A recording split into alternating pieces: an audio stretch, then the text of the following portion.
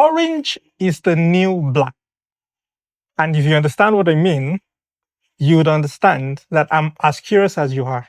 Did Apple just redefine the future of smartphones and wearables?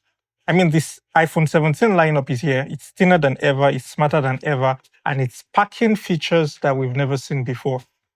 But it wasn't just iPhones. iPhone dropped the AirPod Pro 3 with live translations. They also dropped the Apple Watch with blood pressure alerts and even satellite connected wearables. In today's video, we're going to be breaking down everything Apple announced yesterday, what it means for you, and whether these upgrades are truly worth it. Stick with me to the end because I would also be sharing which device I think steals the show this year. If you think that this video is something you love and you love how we explain tech to be simple and understandable, hit the subscribe button, turn on the notification because we've got more breakdowns coming your way. So let's start with the AirPods Pro 3. It has the best ANC, which is the active noise cancellation ever, which is 4 times more effective than before.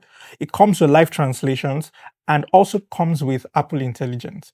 I know Apple did not really talk about their Apple Intelligence this period, but then they introduced it to the AirPod 3.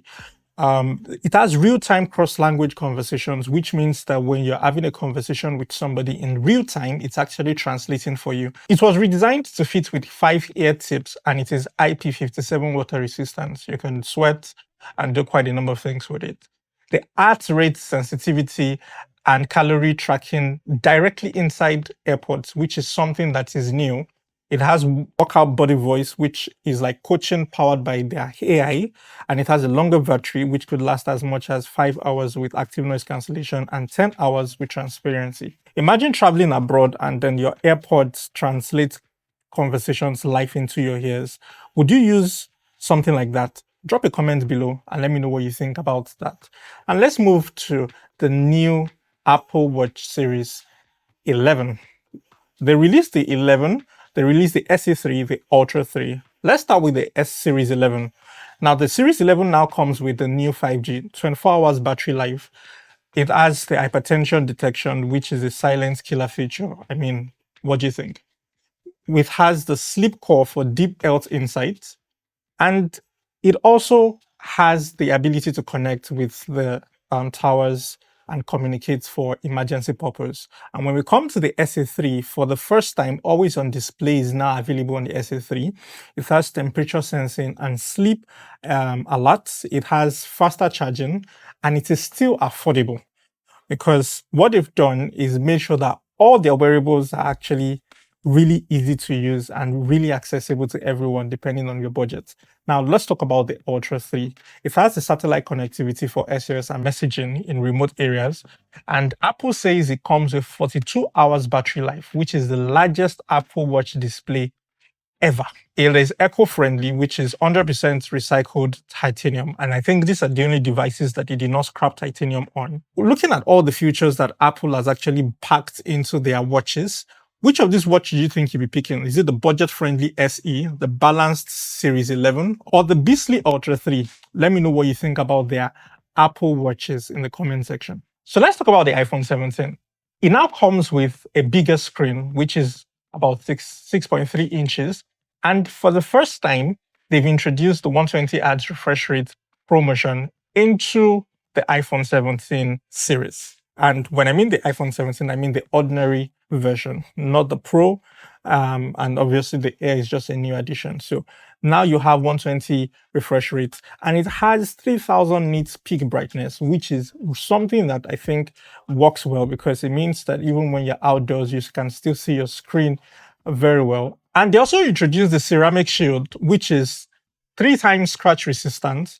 And the phone comes with an A19 chip, which is faster CPU and GPU plus AI performance.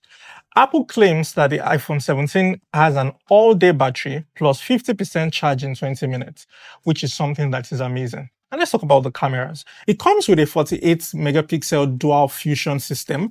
It also comes with a 48 megapixel ultra wide, and the new center stage front camera with square sensor is something that I think is very impressive about the new release, which means you can take landscape selfies without having to rotate your phone.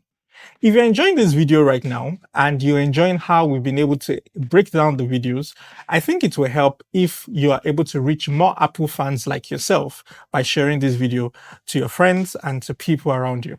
Now let's move on to the iPhone Air, which is the first time Apple is introducing this line of iPhones into the market. It is the thinnest phone ever with 5.6 titanium frame, and it is 6.5-inch ProMotion 120 Hz is also being added into this with 3000 nits brightness. It has a ceramic shield front and back, durable, and it is super durable.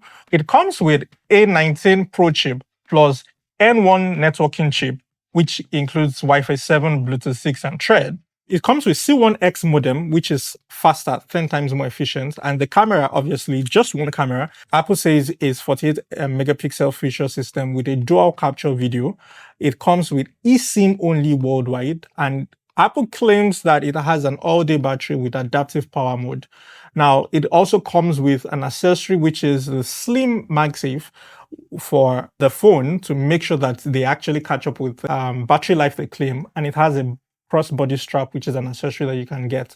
The iPhone here is crazy thin, but would you trade thickness for durability? Tell me what you think about this in the comment section. Now let's get to the beast of them all, the iPhone 17 Pro and the Pro Max. Now this, unfortunately, titanium was removed from this and then aluminum body was actually integrated with vapor chamber cooling. And it also comes with an A17 Pro chip. It has 40 times better sustained performance, and they claim it has 38 hours video playback with the Pro Max. Now let's talk about the cameras. It has a triple 48 megapixel fusion system. It has a telephoto camera up to 200 and 8x optical zoom with 40x digital zoom. The Pro video comes with ProRes RAW and Genlock for filmmaking and live streaming. Now let's talk about the accessories that it comes with. Obviously, it comes with a tech woven case and then the body strap. Now, looking at the features that the iPhone 17 Pro and 17 Pro Max actually comes with. For content creators, imagine being able to shoot a short film with your iPhone 17 Pro. Do you think smartphones are about to kill the entry-level cameras?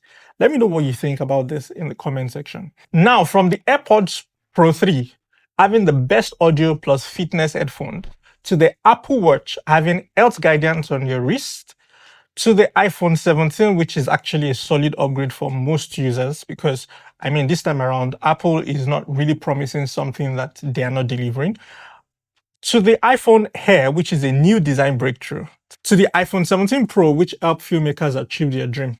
Which of these products are you actually most excited about from yesterday's event? Personally, I think it's the iPhone Air, which would get the most buzz, but the Pro Max is actually going to dominate for most creators. Let me know which of all these gadgets is going to be your pick in the comment section. And remember, if you found this breakdown helpful, smash the like button, subscribe for more, and then share this video with your friends. Who is thinking of upgrading actually? Thinking of actually getting the orange? Now you understand. It's Mr. Tech Bro here, and I'll definitely be seeing you in the next video.